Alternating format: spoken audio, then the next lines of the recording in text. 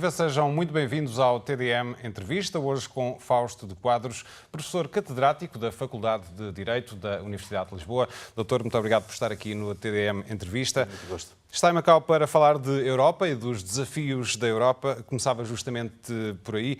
Como é sabido, o Presidente da Comissão Europeia, Jean-Claude Juncker, apresentou no início do ano um conjunto de cenários para o futuro da União Europeia. Antes de irmos aos cenários, perguntava-lhe: acha que tem havido efetivamente um debate sério e profundo sobre aquilo que é o futuro da União Europeia, agora presumivelmente a 27, depois do Brexit? Tem havido um debate profundo, quer levado a cabo pelos Parlamentos Nacionais, é o caso do Parlamento Português, quer levado a cabo pelas universidades e por outras associações cívicas.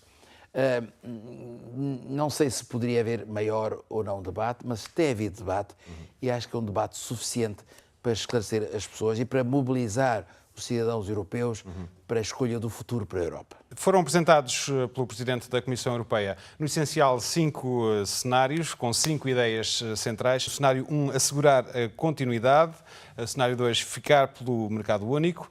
Terceiro cenário, fazer mais, quem quiser fazer mais. Quarto, fazer menos com maior eficácia. E o quinto cenário, fazer mais todos juntos. Foi assim que a questão foi apresentada pelo Presidente da Comissão Europeia. Quais destes cenários lhe parecem mais interessantes para o futuro da Europa? Qual é que é o caminho que está a ser seguido e deve ser seguido no seu entendimento? Eu acho que, no fundo, os cenários se resumem a 3. Bom, há um cenário que vou excluir, que não tem tido adesão, que é voltar para trás e retroceder. Ninguém está a defender esse cenário. Portanto, no fundo, os cenários são os seguintes: ou prosseguir só a parte económica da integração, ou fazer algo mais com o mercado interno, ou avançar na integração. Ora bem, só insistir no mercado único, como aí referiu, é um cenário que não convém a ninguém, particularmente aos Estados mais pobres e pequenos, porque os Estados mais pobres e pequenos precisam da forte componente social da integração. A integração europeia não pode ser só integração de economias, tem que ser uma integração com direitos sociais, com o reforço da cidadania europeia e com, digamos, a preocupação pelos mais pobres e os mais desfavorecidos, porque a Europa também tem que ser para eles. Bom, o outro cenário é um cenário mais arrojado, que é o cenário do avanço da integração. E eu penso que este cenário do avanço da integração está a ter muitos adeptos pelo seguinte: repare que esta discussão surge numa altura muito crítica para a União Europeia, porque a União Europeia tem, neste momento, o desafio de ainda não ter conseguido acabar com a crise. Os Estados estão a recuperar da crise, mas a crise ainda afeta muitos Estados e a União Europeia sente que tem que ajudar os Estados a sair da crise. Embora os Estados, alguns deles tenham alguma responsabilidade na crise, mas a União Europeia julga que os Estados estão à espera que ela os ajude para sair da crise. Depois há o problema das migrações e dos refugiados. De facto, a União Europeia não podia ela encontrar melhor solução ao contrário do que se diz para os refugiados, porque pelos tratados a União não tem competência em matéria de refugiados. Não foi previsto isso, não havia refugiados no Tratado de Lisboa. Bom, mas agora a União entende que, como os Estados não têm capacidade para sozinhos resolver o problema dos refugiados, é preciso ela, União, ajudar os Estados e ela própria ter uma política de ajuda aos refugiados. Depois é o problema do terrorismo. O terrorismo entra pela Europa dentro. A União Europeia, como sabe, não tem uma política de segurança própria, muito menos de defesa das suas fronteiras. E, portanto, quer porque o terrorismo está dentro da Europa e nas fronteiras da Europa, quer depois da Crimeia de ser anexada pela Rússia, a Europa percebe que as fronteiras não são seguras. Quer porque o Trump vai desinvestir na NATO, e desinvestindo na NATO, a NATO vai poder ajudar menos a Europa a defender-se. A Europa sente que mais do que nunca precisa ter uma política de segurança e de defesa. Bom, há outras razões, mas estas são as principais razões pelas quais a União Europeia entende que tem consciência de que é preciso avançar na integração. Mas há condições para isso? Eu acho que sim, repara. Podem ser criadas? Até agora os tratados foram sempre ratificados por unanimidade por todos os Estados-membros. Aliás, pelo artigo 5, pelo artigo 48, os tratados só podem ser revistos por unanimidade. Bom. Mas, por exemplo, quando foi da Constituição Europeia, houve chumbo, não é? Sim, está bem. Não é um caminho linear. Não, a Constituição Europeia fracassou porque chamaram Constituição e assustaram as pessoas. Repara, a palavra Constituição está ligada à ideia de Estado. E ao falar-se de uma Constituição para a Europa, quis dizer ou insinuar que a Europa podia estar a caminhar para um Estado ou super-Estado ou um Estado federal. Bom, esta questão não está esclarecida e, legitimamente, assusta muitos europeus, porque julgam que vão ter um Estado acima do seu Estado nacional. E por isso... No fundo, deixe-me só atalhar, no fundo é essa questão que continua a estar em cima da mesa. Não, mas repare, tiraram a palavra Constituição, tiraram mais uma ou duas palavras, mantiveram o mesmo texto do Tratado Constitucional e transformaram o Tratado de Lisboa. O Tratado de Lisboa que, no fundo, foi ratificado, praticamente sem problemas, por unanimidade pelos Estados-membros. Portanto, eu acho que, embora com sensibilidades diferentes, é possível este caminho da integração. Mas como já disse aí, quando teve digamos, a colocar os grandes problemas da nossa conversa, é claro que a sensibilidade é diferente e, designadamente, há Estados em cujos parlamentos nacionais já há alguns Estados, alguns partidos contrários à integração europeia. E este é um novo desafio para a integração europeia. Repare, a Europa não pode voltar para o pré-Segunda Guerra Mundial com os movimentos nacionalistas e com os movimentos isolacionistas, muito menos com movimentos xenófobos. Bom, aí a Europa tem que optar. Ou os nacionalismos destroem o projeto europeu, ou o projeto europeu afirma-se como um projeto comum de todos os Estados e suplanta os nacionalismos. Eu julgo que a Europa vai ter que optar. E mal seria que a Europa optasse pelo primado dos nacionalismos e dos isolacionismos, não só porque isto era regresso ao tempo anterior à Segunda Guerra Mundial, um retrocesso de quase um século, como também porque significava que numa era de globalização, em que a solução parece ser a dos Estados se associarem para vencerem o risco muito grave da globalização ao nível mundial, seria muito mau os Estados isolarem-se. E isto é importante para nós portugueses, porque os Estados pequenos e mais pobres ficariam muito prejudicados se de facto se rompesse esse projeto comum dos europeus. Portanto, com todas as cautelas, que têm que ser muitas, com a necessidade de evitar alguns erros cometidos, com a necessidade de reforçar a componente social da integração europeia, que leva em conta que há muitas desigualdades na União, eu acho que a Europa pode se refundar, aproveitando o que de bom fez nestes 60 anos e, de certo modo, procurando afirmar-se como um parceiro global importante numa era da globalização.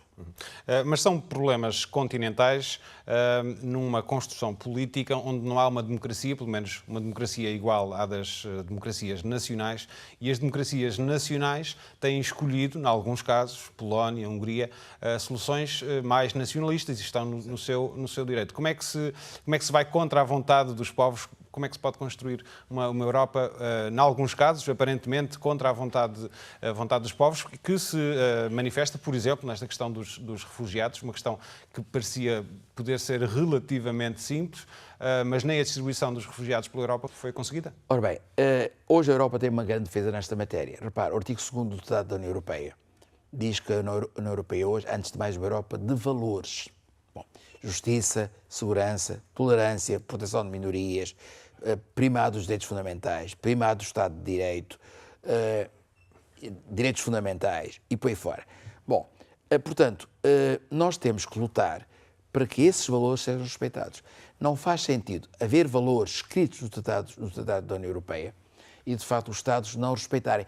A União Europeia não pode continuar a ser apenas um mercado único, não pode continuar a ser apenas uma união de economias. A União Europeia tem que ser, antes de mais, uma união de valores com o primado da pessoa humana e dos seus problemas.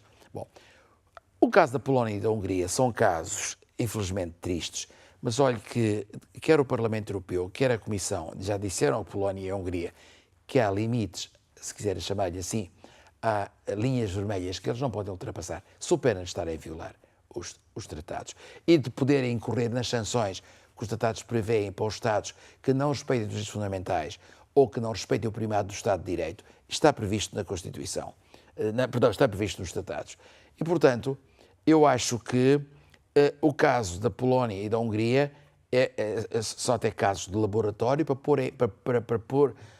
para que se ponha para se faça um teste a capacidade da União Europeia de afirmar a supremacia dos seus valores, mesmo quando os Estados ameaçam afastar-se desses valores. Mas não será desejável a prazo para que haja até uma maior consciência, um maior sentimento de pertença dos europeus a este projeto político europeu, que haja e que seja criada uma democracia verdadeira à escala europeia, em que as pessoas possam eleger o presidente da Comissão ou um cargo equivalente? É uma boa questão. É uma boa questão. Repara uma coisa, o presidente da Comissão Europeia é eleito 2 vezes pelo Parlamento Europeu.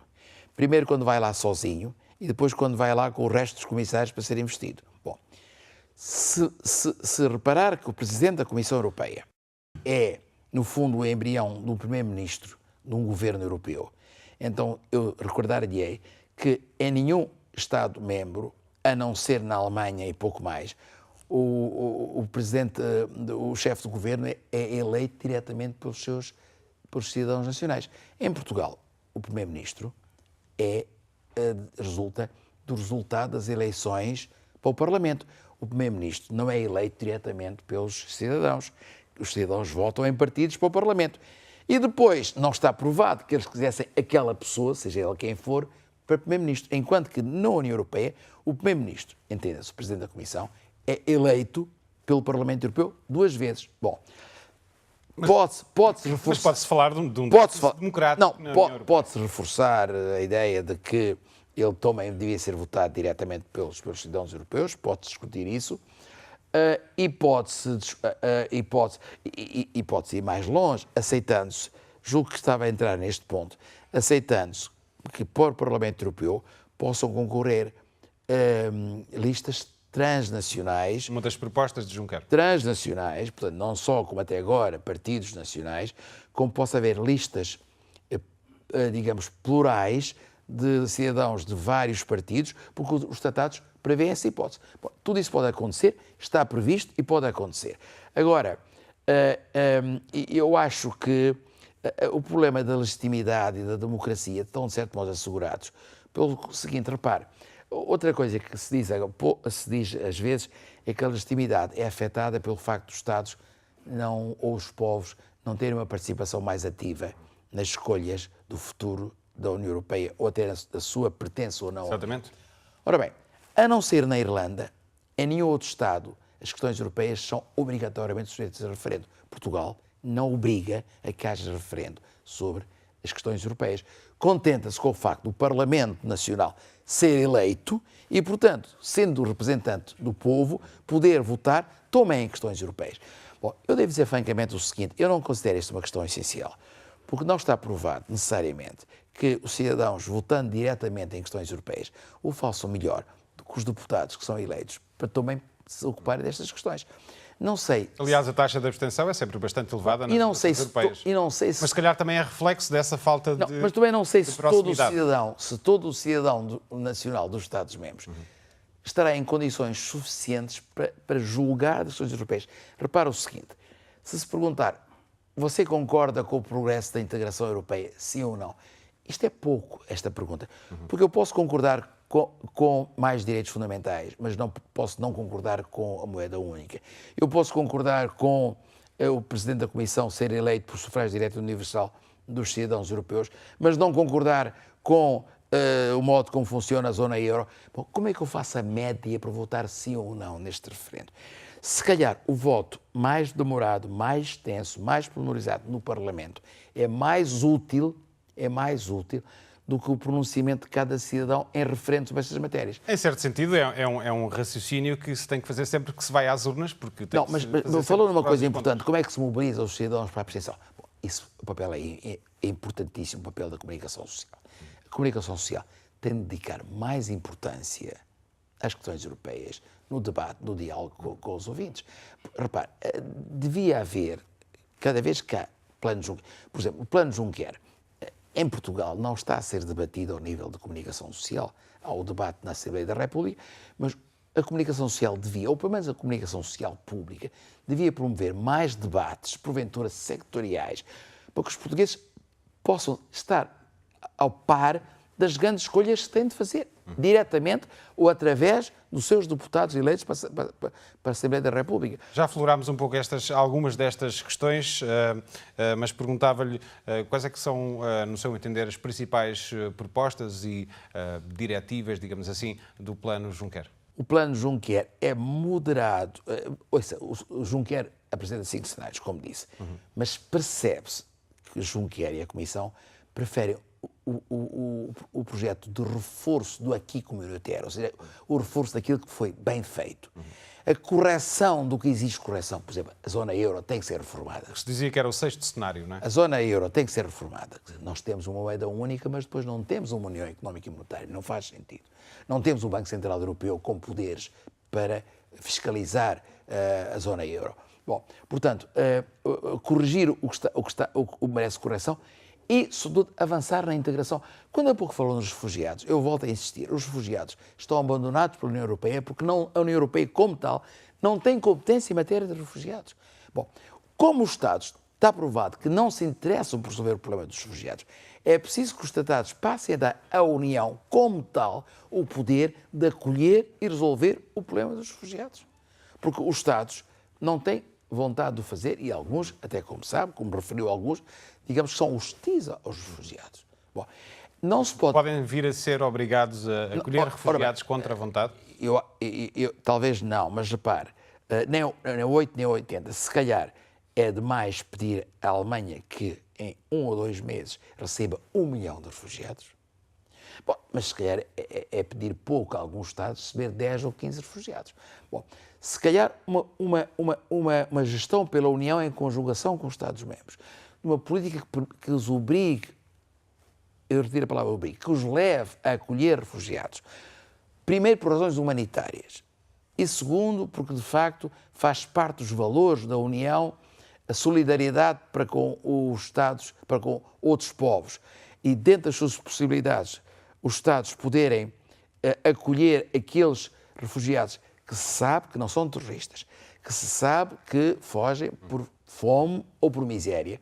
Bom, eu acho que seria possível um equilíbrio entre o que diz, e bem, não se poder impor aos Estados a obrigação da Secretaria dos Refugiados, mas também não permitir aos Estados um total desinteresse por uma questão de caráter profundamente social que ajuda aos desamparados dos Estados mais pobres do Médio Oriente ou da África do Norte.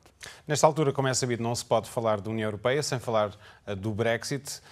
Que avaliação é que faz das negociações até agora, negociações que se têm vindo a arrastar e continuam a não haver acordo em algumas áreas essenciais? Ora bem, eu vou dizer-lhe uma coisa que não é muito vulgar, mas estou muito convencido do que vou dizer. Eu tenho participado em alguns debates, incluindo no Reino Unido, sobre o Brexit.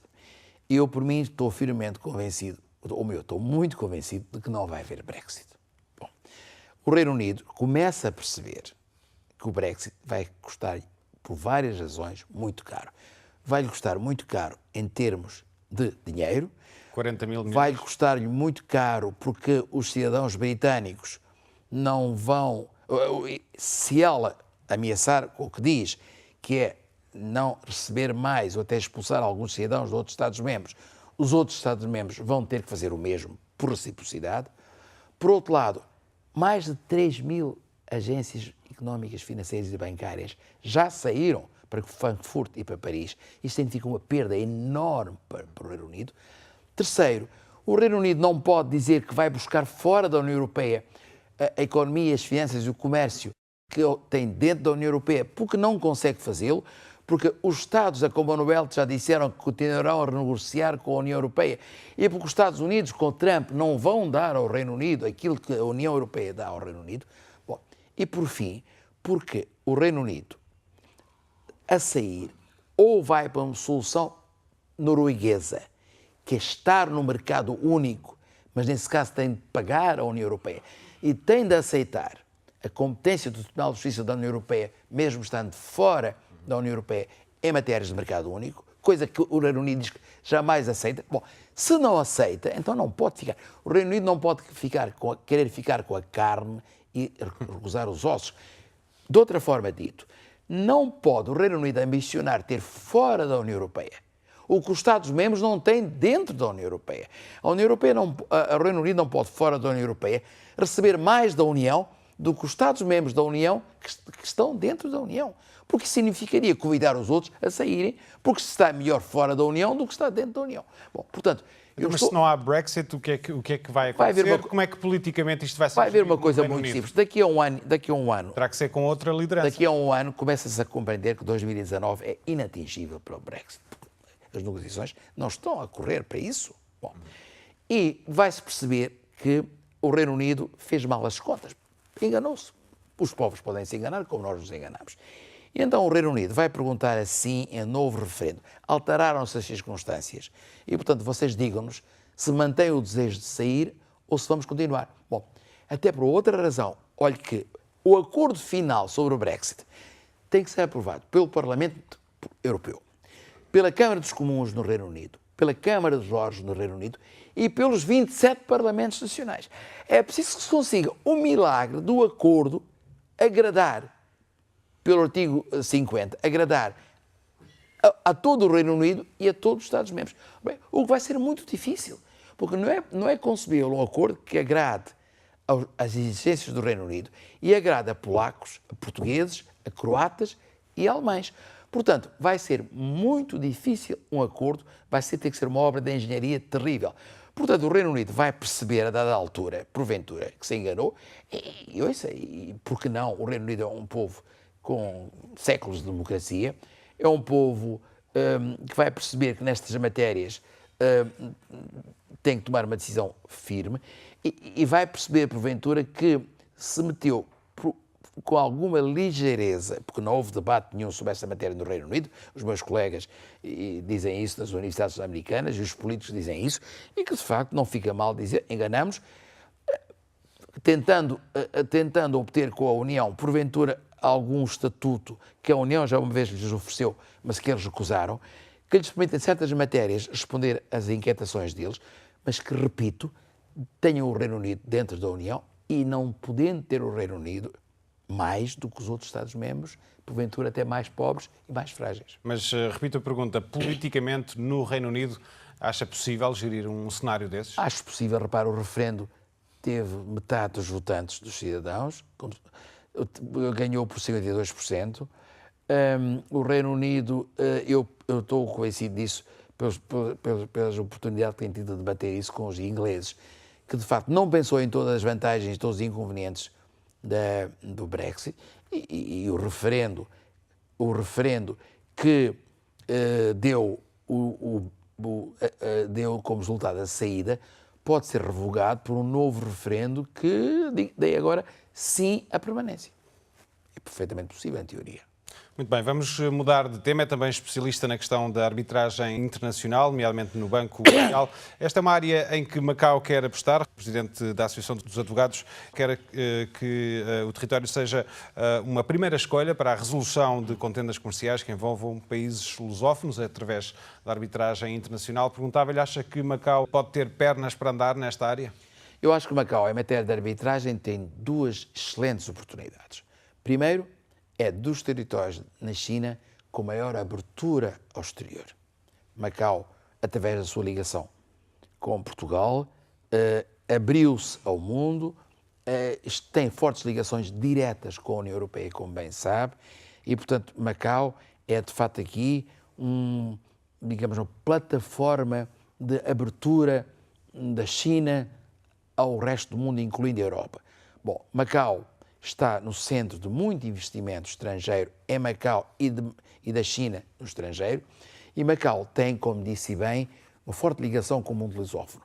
Portanto, como a arbitragem hoje é um modo essencial da resolução dos litígios entre Estados-membros ou entre Estados-membros e cidadãos de outros Estados, porque permite resolver litígios mais depressa e de forma mais adequada, em vez dos investidores estrangeiros terem de recorrer aos tribunais nacionais dos vários Estados, porque a justiça, do modo geral, em todos os Estados é mais lenta do que a via arbitral. Portanto, eu tenho sabido desses esforços de Macau para se abrir a arbitragem. Eu sou árbitro, como diz, do ICSID, que é o Centro de Arbitragem do Banco Mundial para Resolução de Litígios em matéria de investimentos entre Estados ou entre Estados e cidadãos de outros Estados. E, portanto, eu acho que Macau está em condições excelentes para se abrir, para ter aqui, para se transformar num centro aberto à arbitragem internacional que, em relação ao investimento que interessa a China ou que a China, através de Macau, queira exportar para o exterior. Muito bem. Falemos também, a terminar, um pouco sobre a justiça. Em Portugal, o Presidente da República já defendeu um pacto para a justiça com os vários agentes do setor. Qual é que acha que é a prioridade nesta área e o que é preciso fazer, de uma vez por todas, para resolver alguns problemas crónicos na justiça portuguesa, como, por exemplo, desde logo, a questão da morosidade? Bom, a justiça em Portugal já esteve pior mesmo em termos de morosidade.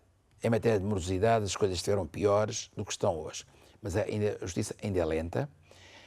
E eu não sei se será por falta dos juízes, porventura será um pouco por causa disso, será um pouco porque às vezes as leis não são suficientemente bem feitas para ajudar a que a justiça seja célere. Bom, mas aqui há várias coisas a ponderar. Primeiro, à custa de termos que ter uma justiça mais célere, não podemos ter uma justiça de menor qualidade. A justiça tem que ser célere, mas tem que ser equitativa. É preciso que o sistema de justiça trate todos os cidadãos de modo igual, todos os cidadãos tenham igual acesso à justiça. Ela, por exemplo, não pode ser muito cara, sob pena de os pobres não poderem socorrer-se da justiça. Porventura precisam mais da justiça do que os ricos, porque os ricos têm várias outras formas de obterem justiça mais rápida e, inclusive, têm acesso a melhores advogados do que os pobres, que não podem ir necessariamente, não podem ir, nem sempre podem ir, nem podem socorrer-se a uma justiça de alta qualidade. Portanto, a justiça tem que ser mais célere, mas também de alta qualidade e, sobretudo, é preciso que em Portugal as leis sejam melhores. Porque nós leis em quantidade temos, porventura elas têm que ser melhores e têm que ser aplicadas as leis. E depois, não é possível que nós permanentemente lancemos uma suspeição sobre o sistema de justiça. O nosso sistema de justiça, repito, já foi pior, pode ser melhorado. O Pacto de Justiça que o Sr. Presidente da República defende é uma excelente ideia e nesta matéria da justiça, como em matéria de educação, de saúde, de segurança social e de algumas outras, é preciso que o povo esteja unido e os partidos não se digladiem permanentemente no Parlamento. Repare, não faz sentido, cada vez que há mudança do governo, que haja alterações de política do país em matéria de justiça, como não faz sentido cada vez que um governo mude, se altera a política de educação ou de saúde ou de segurança social. O pacto de regime nesta matéria é importante, como é importante nestas outras matérias que eu referi, e é necessário que de uma vez por todas os partidos, pelo menos os maiores partidos, se entendam nas grandes reformas necessárias para a justiça, mas para durarem não uma legislatura, mas para durarem por 20 ou 30 anos, como fizeram outros Estados. Nós não podemos mudar as leis e os códigos penais e os códigos de processo civil cada vez que muda uma legislatura ou cada vez que mudam cada vez que passam duas legislaturas.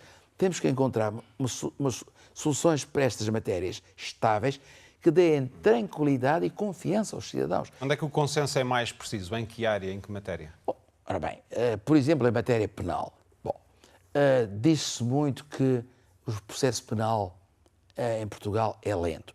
Ora bem, eu faço notar o seguinte, quando houve os indícios de que o cunhado do rei de Espanha, Iñaki, estava envolvido num processo penal de enorme gravidade, bom, a investigação penal na Espanha teve 11 anos para poder averiguar tudo o que havia a averiguar. Bom, em Portugal é preciso que a justiça, sobretudo o combate ao crime, seja mais rápida, mas não pode ser tão rápida que não dê tempo a investigar. Bom, não pode, e o mesmo vale, por exemplo, em matéria de direito administrativo e funcionamento da administração pública. É preciso que a justiça administrativa funcione depressa, porque quando você ou eu impugnamos um ato administrativo que nos corta uma pensão, que nos exonera de um cargo público, não tínhamos que esperar 10 anos, 8 anos pela resposta dos tribunais. Mas também é preciso que se dê tempo aos tribunais para poderem averiguar de modo a alcançar a verdade nestas matérias. Isto só é possível se de facto conseguirmos equilibrar os dois vetores. Por um lado, justiça mais célere, mas por outro lado, boa justiça e justiça tão célere que seja útil, mas não tão célere que seja precipitada. Há pouco falávamos de uma declaração de Marcelo Rebelo de Sousa, que foi seu colega na Faculdade de Direito durante décadas. Perguntava-lhe que balanço é que faz da presidência de Marcelo Rebelo de Sousa. Ora bem, eu sou suspeito, porque fui durante 40 anos colega do professor Marcelo Rebelo de Sousa, Presidente da República, e mais do que isso, por uma questão protocolar, que tem a ver com a antiguidade da carreira das pessoas. Durante 40 anos sentamos lado a lado nos órgãos da escola e, portanto, conheço muito bem. Hoje, com respeito pelo Presidente da República, posso dizer, todavia, que somos amigos e fomos amigos durante 40 anos. Bom, o professor Marcelo Rebelo de Sousa é uma pessoa singular, porque é superiormente inteligente, uma pessoa com grande experiência política e, sobretudo, uma pessoa que, repare, durante muitos anos lutou por ser Presidente, porque ele fez uma campanha de longo curso, Presidente da República. Por outro lado, não está a enganar ninguém. Aquela pessoa interventiva, ativa, alegre, jovial, a preocupar-se com tudo e com todos, é uma pessoa real. Não há aí nada de teatro. Quando ele faz as selfies, quando ele beija as velhinhas, quando ele vai chorar a Pedrógão com os que perderam tudo, é uma pessoa natural que está a fazê-lo. Ora bem, portanto, eu acho que estamos a ter um grande Presidente da República, que vamos continuar a ter um grande Presidente. Não estou de acordo com quem diz, e são poucos a dizê-lo, que ele está a exorbitar dos seus poderes. Não está. Eu direi que isso é matéria, porventura, para outro debate. Os nossos Presidentes da República, eu acho que, do modo geral, não exerceram todos os poderes que a Constituição lhes permite, que são poderes muito importantes. É o Supremo Magistrado da Nação, Comandante Supremo das Forças Armadas. Não é só um poder simbólico, como é noutros países. Não é o Presidente da República eleito pelo Parlamento, como na Alemanha, o Presidente da República eleito por sufrágio direto universal dos cidadãos. Logo, isso dá-lhe um caráter totalmente diferente. Mas também não é um sistema presidencialista, em que o Presidente da República preside o Conselho de Ministros e dirige a política interna do país. Não. Mas tem muitos poderes importantes. O professor Marcelo não está a interpretar os seus poderes. Está, porventura, a ser mais ativo, mais visível e mais presente do que outros presidentes. Bom, tem uma energia física que outros presidentes não tiveram, mas isso, ele não tem culpa disso. Isto é feitio de cada um. Eu tenho a impressão que vamos ter no Presidente da República um verdadeiro titular de um poder moderador, num país em que as querelas políticas, infelizmente, são muito intensas. Veja-se agora a parte final da discussão do orçamento e, enfim, a turbulência que houve. Mas isso é quase inevitável, diria. É inevitável, mas é bom que tenhamos alguém acima, digamos, desses poderes, que para nós seja uma válvula de escape e uma garantia de serenidade, tranquilidade e equilíbrio no nosso sistema democrático. E acho que o Presidente da República, eu devo dizer que espero, e nunca falamos sobre isso, nem há razões para lhe falarmos os dois nisso, mas espero que ele seja Presidente por 2 mandatos, portanto tem ainda mais 8 anos à sua frente.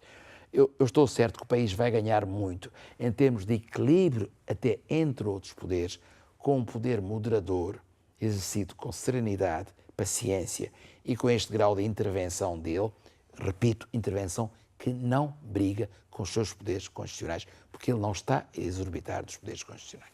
Dr. Fausto de Quadros, vamos ter de ficar por aqui. Muito obrigado por ter vindo ao Obrigado, sou eu, e muitas felicidades pelo seu programa. Muito obrigado. Nós voltamos de hoje a uma semana, contamos consigo. Até lá.